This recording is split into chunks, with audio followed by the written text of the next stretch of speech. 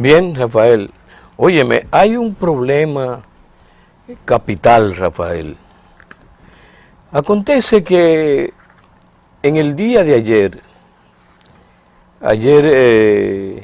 ayer sábado, yo escuchaba en una de las emisoras de la capital de la República la forma incoherente en que se atacaba a la embajada norteamericana en la persona de su embajador. Esto para mí trajo a colación que me pusiera a pensar en la pérdida de ética de los que hacen radio y televisión en la República Dominicana. Y te digo así porque cualquier medallanariamente va a los medios de comunicación sin ser locutor de radio o sin ser locutor específicamente, ni tampoco ser periodista, por el hecho de que sea abogado, de que sea médico, de que sea esto, ya tienen derecho de tomar los medios de comunicación que verdaderamente son para profesionales de esa área, como somos los periodistas y los locutores. Ayer escuchaba yo el despiadado ataque a la embajada norteamericana porque el embajador Brown dijo en un boletín a los medios de comunicación que iban a ser real o realidades el orgullo gay en la República Dominicana. Cuando él habla así, Estados Unidos es un país democrático, altamente democrático y respetuoso de los valores humanos. Respetuoso de los valores humanos de Estados Unidos de América. Y quiero que sepan a esa gente que está en esas emisoras, que hablan así, descaradamente y en forma grotesca, en forma brutal, contra un representante de un país hermano como es Estados Unidos, específicamente, y porque aquí se lleva a efecto ese mes del orgullo gay, como se hace en Estados Unidos, lo está haciendo en el perímetro, en el entorno de la embajada norteamericana, que es específicamente en República Dominicana, Estados Unidos de América. Entonces eso hay que respetarlo. Claro, nosotros tenemos nuestra cultura en cuanto a ese problema de la sexualidad, en cuanto al problema de género, etcétera, etcétera. Nosotros los dominicanos tenemos nuestra cultura, pero debemos de respetar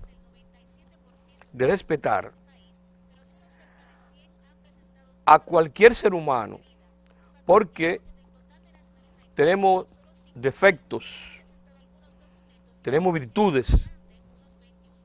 Entonces lógico es que haya respeto al embajador norteamericano, porque una ofensa en palabra no es al embajador, es al pueblo de Norteamérica, al amigo que ha hecho grandes inversiones en la República Dominicana, en todos los órdenes en que se desenvuelve la vida cotidiana de la República Dominicana. Don Eli, sí, no, hay que respetar, me identifico mucho con usted porque hay que respetar la institucionalidad de la embajada de los países. Don Eli, en otro orden, el presidente Medina sometió un proyecto de ley donde el BNB va a ser transformado en un banco de exportación. Esto es un proyecto interesantísimo, don Eli, porque este proyecto lo que hace es una especie de crear, seguir fomentando las bases para el desarrollo y la productividad del país. Estamos hablando, don Eli, que el sector exportador dominicano carece de financiamiento, carece de incentivo, carece de iniciativas, porque los bancos comerciales de aquí, las normas a veces impiden que tengan acceso a un crédito y a una tasa de interés blanda. Esto sería, vamos a decir, don Eli, marcar un hito en el desarrollo y la productividad del país. Estamos hablando que un sector tan importante como el sector exportador necesita de ese financiamiento a una tasa de interés blando y transformar ese banco, el BNB, en un banco para la exportación, eso sería un paso cualitativo para el desarrollo y productividad de la nación. Nosotros, yo en lo personal, saludo esa iniciativa, la apoyo y creo que, como le digo, que es una iniciativa que va a marcar un hito en el desarrollo de la nación. Esa iniciativa, que es una iniciativa extraordinaria porque la agroindustria va a avanzar, denodadamente va a avanzar en la República Dominicana en cuanto a la exportación, porque es la gran producción de la República Dominicana en función agrícola, a pesar de que la macroindustria tiene productos que pueden ser exportables, pero el CONE Sí.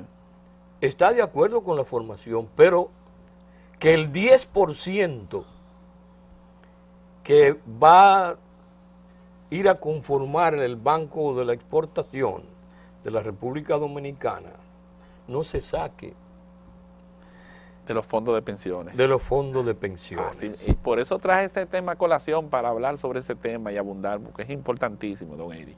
Es verdad, tal como usted dice. El CONET, el Consejo Nacional de Hombres de Empresa, lo ve y lo saluda esa iniciativa. Sin embargo, está en desacuerdo que el 10% de los fondos de pensiones de las AFP no vayan a parar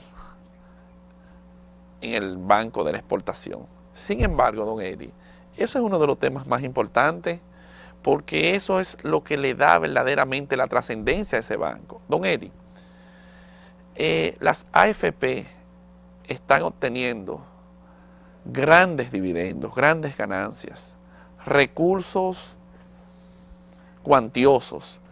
¿Y qué está sucediendo, don Eli? Que esos recursos, ellos lo están depositando en depósito a plazo fijo en el Banco Central y están obteniendo grandes dividendos. Pero esos dividendos, son recursos que se mantienen no productivos, porque están depositados en el Banco Central, sin ningún tipo de riesgo. O sea, la productividad del país está de una manera estancada. O sea, eso es lo mismo que yo le tome dinero a usted, reciba dinero de usted, y el dinero suyo, en vez de yo ponerlo a producir, a generar riquezas y a generar empleos, vengo y lo coloco en un banco comercial. Hay una cosa muy importante, Rafael, entendido dentro del marco político. Dicen entre batidores que el clientelismo político tendrá una arista para al menos expandirlo en la República Dominicana a través del Banco de la Exportación. Si ese 10% es llevado a las actividades arancelarias y manufactureras de exportación del Banco de la Exportación de la República Dominicana. Y lo dicen muy bien, mientras el Banco de Exportación de la República Dominicana en su creatividad vaya a ser dirigido por un partido político, sea cual fuera el partido político. Mire cómo hizo el presidente Medina, astutamente, con un criterio real, objetivo, pendiente de lo que los recursos del Estado deben estar en manos de verdadero académico dentro de la materia. Puso a Ramírez en el banco de reservas, que nadie aquí le conocía afiliación política. ¿Por qué? ¿Por qué? Porque Bengoa y Jaque eran dos dirigentes del Partido de la Liberación Dominicana y tomaron recursos de esa entidad bancaria para el clientelismo político.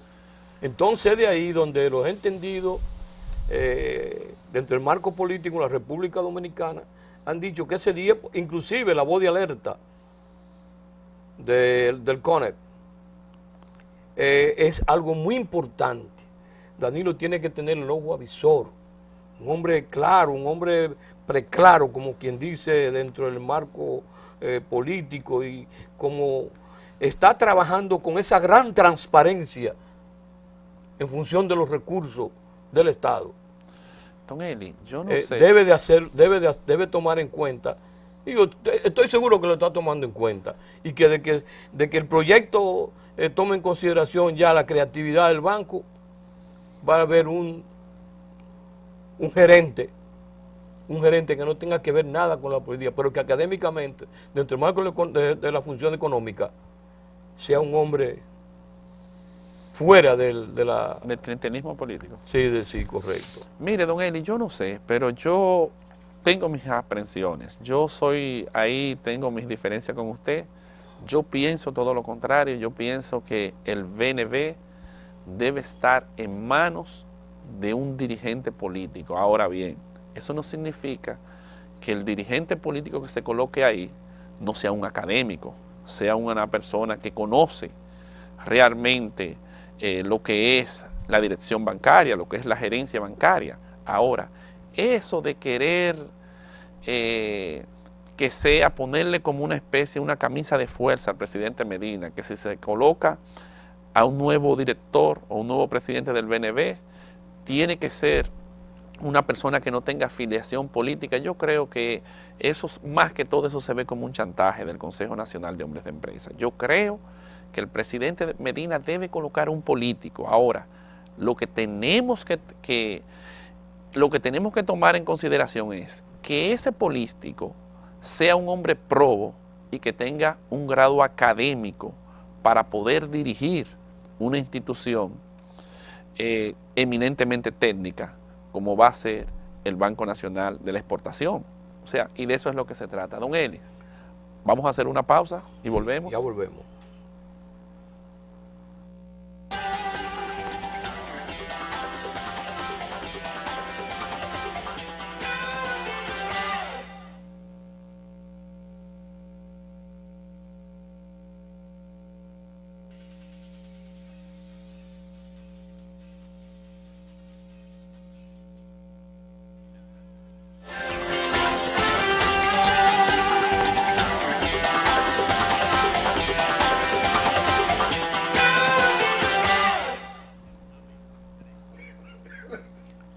Rafael, dentro del marco de la política internacional, hay un ingrediente en los problemas políticos de Venezuela, y son las sanciones que acaba de aprobar la Cámara Baja de Estados Unidos contra el régimen de Maduro en Venezuela. Y los funcionarios. Sí, los funcionarios que han repercutido en forma grosera contra los derechos humanos en la hermana República de Venezuela. Entonces, yo creo que Ileana Leliman, una cubano-estadounidense que es parte del Congreso, de la Cámara Baja, y la exportación que han hecho los otros congresistas norteamericanos en cuanto al problema. ¿Qué te parece? Yo estoy de acuerdo que ¿Usted está de inclusive acuerdo con esas se le sanciones? congelen los activos Bueno, don Eli, y le quiten los pasaportes como se hizo aquí en tiempo pasado. estábamos usted y yo navegando como dos caminos totalmente divergentes. Yo siento eso un chantaje, un vil chantaje de los Estados Unidos, porque don Elis, usted querer por vía del Congreso de los Estados Unidos manipular, chantajear a un gobierno, don Elis, legítimamente democrático, como es el gobierno del presidente Nicolás Maduro, por medio de una especie de chantaje, inclusive hasta burdo, porque eso de querer congelarle los activos y negarle la visa, yo pienso que eso es un chantaje, porque vamos a enfocarnos, don Eli, en algo que es crucial. Realmente se están violando los derechos de los ciudadanos venezolanos, don Eli.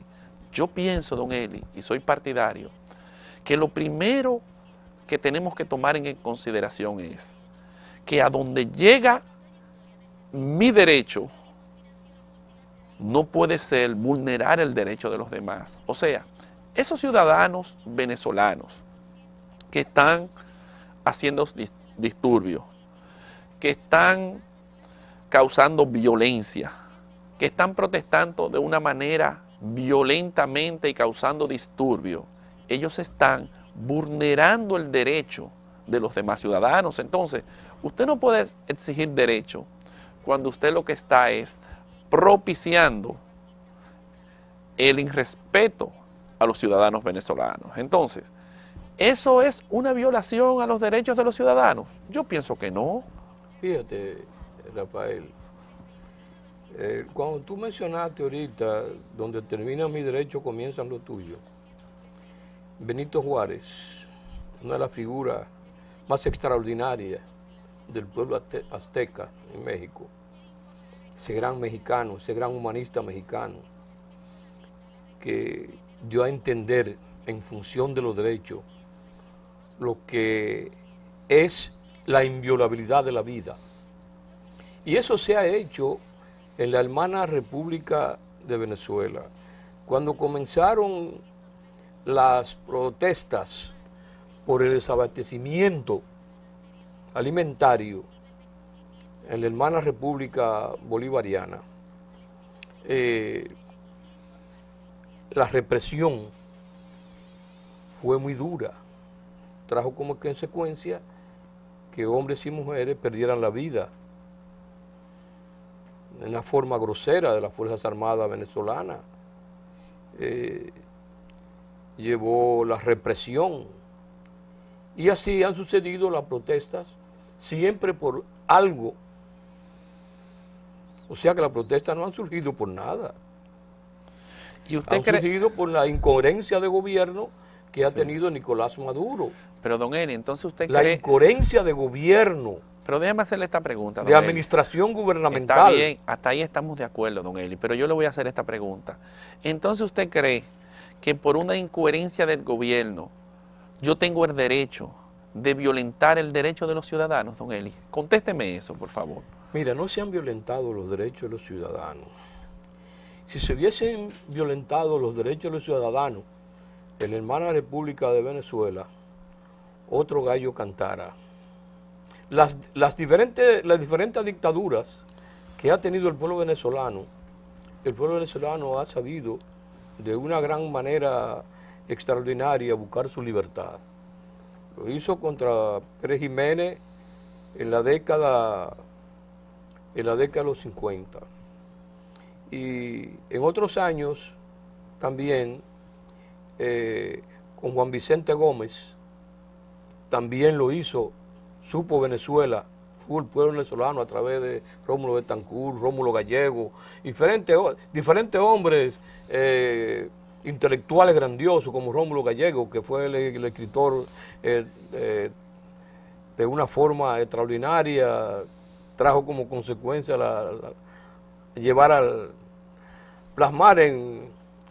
escribir sobre la dictadura cruel de Juan Vicente Gómez. Y también, pues, Betancourt, que lo hizo y que describió la dictadura de Pérez Jiménez y que fue el gobierno en el proceso cuando se decapitó la dictadura de Pérez Jiménez, fue Acción Democrática y Betancur era el presidente de Acción Democrática y escaló la presidencia de la República Venezolana. De ahí vino el proceso democrático hasta hoy, a pesar de que se interrumpió con el golpe de Estado, pero yo te digo que el gobierno ha sido un gobierno semi de fuerza, aunque sea un gobierno que verdaderamente esté en favor de la clase necesitada. Pero a donde yo me pregunto, don Eli, vamos a enfocarnos solamente en esto.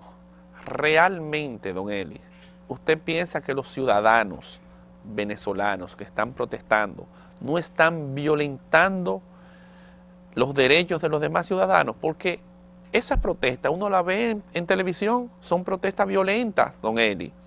Son protestas de carácter violento, donde están vulnerando el derecho de los demás ciudadanos. O sea, usted no es el dueño de la verdad. El hecho de que ellos tengan derecho a protestar, tienen que hacerlo de manera civilizada, que no vulneren el derecho de los demás ciudadanos, porque ellos no son los dueños de la verdad. O sea, Venezuela no es solamente ese grupo de estudiantes. Venezuela es todos los ciudadanos de Venezuela, y hay muchos, inclusive, don Eli, la gran mayoría no está de acuerdo con ese tipo de protesta. Entonces, voy a protestar y voy a atropellar a los demás. Yo pienso que eso no es protesta. Yo creo que más que todo, eso es un libertinaje, don Elis. Entonces, no se puede hablar de que el Estado venezolano, que el gobierno venezolano está vulnerando el derecho de los venezolanos. En el año 1961, después de los acontecimientos del 30 de mayo, después del magnicidio, la juventud, específicamente la juventud estudiantil de la República Dominicana, Adrúbal Domínguez, Cayetano Rodríguez del Prado, el doctor de Filló, que en esa época eran jóvenes, valerosos, estudiantes universitarios, y que tenían un poder de convocatoria extraordinaria. Y Kiko Tabar, que también estaba en esos tiempos, Tony Barreiro, que estaba también en esos tiempos, Norge Botello, que también era parte integral de esos tiempos.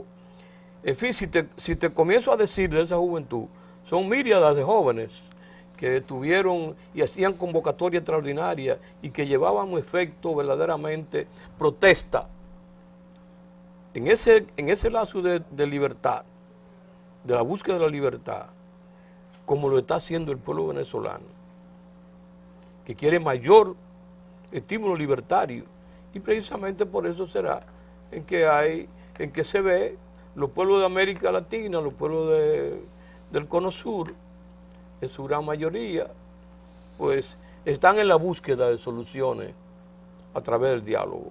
Y yo creo que eso va a llegar, la solución a través del diálogo, porque no va a haber golpe de Estado en Venezuela. No, nosotros no podemos abogar jamás eso ya. Cero golpe de Estado, no solamente en Venezuela. Yo pienso que esa práctica debe abolirse a nivel global, que eso no vuelva a suceder nunca.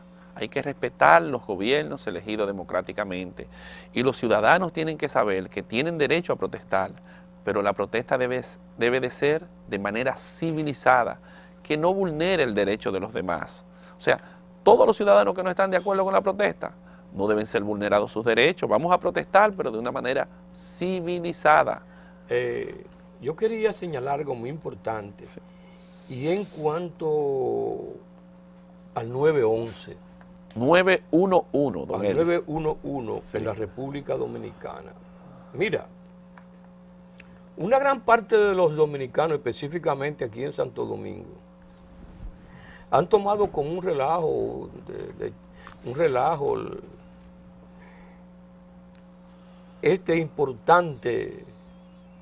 importantísimo para la República Dominicana, medio de comunicación para los problemas que pueden acarrear en el instante, en las emergencias, sí. Miren, en Estados Unidos de América, es donde yo vi, por lo menos en el estado de Nueva York, donde yo viví por varios años.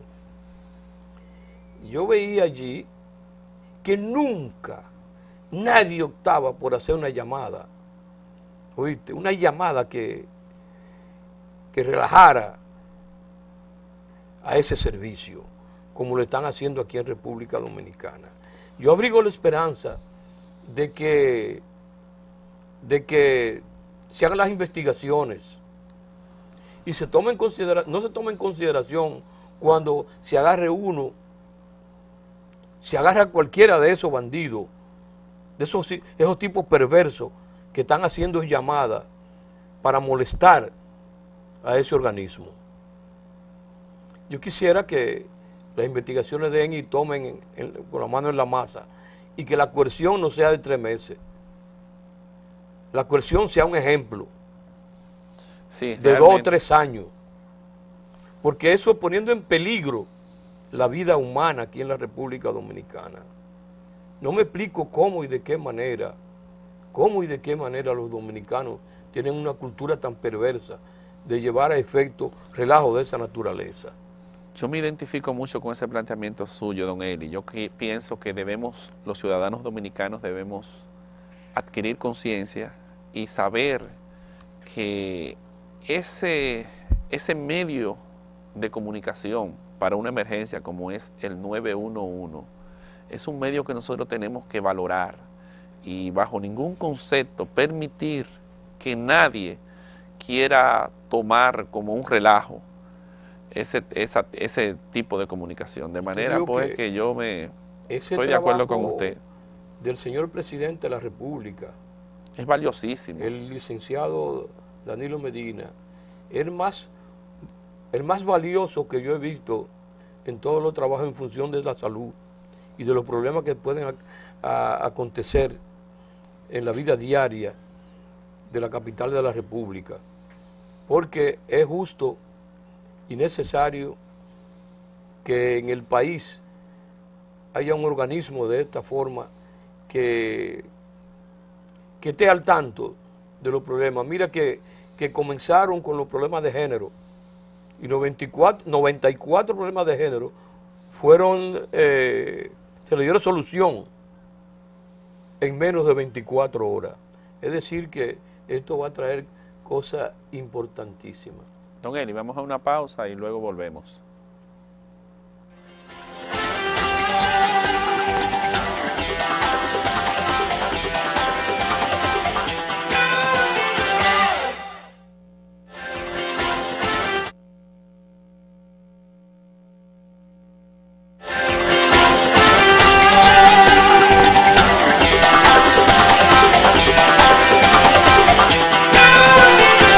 Elecciones internas de ese partido. Tenemos al doctor Guido Gómez Mazara con nosotros. Buenas tardes. Placer, buenas noches. Un placer, sobre todo con esa introducción. No se puede quejar, doctor. Sí. Así. Doctor, ya los preparativos, según se ha dicho en los corrillos políticos, de que ya están formalmente dados para la próxima convención del Partido Revolucionario Dominicano, donde usted va a votar por la presidencia del mismo. ¿Cuáles son los aprietos en que usted está? ¿Cómo está todo? Las visitas que usted ha hecho a nivel nacional. ¿Cómo se está trabajando fundamentalmente? Mucho gusto. Si las aspiraciones suyas ya están dadas fundamentalmente? Cómo no, con mucho gusto. Gracias por la invitación. Mire, si las elecciones en el PRD fuesen hoy, sí, sería 80-20. No es un acto de arrogancia, ¿eh? Cualquier encuesta rigurosa, creíble, sabe que el proceso de convicción interna en el partido va a combinar 2 elementos. Los que creen que humildemente yo poseo las condiciones para ser presidente del partido, porque tengo la estructura del pensamiento, la formación, la capacidad de defender el PRD, y los que combinan esa argumentación con la de la ira que se ha ido acumulando alrededor de la figura del compañero Miguel Vargas.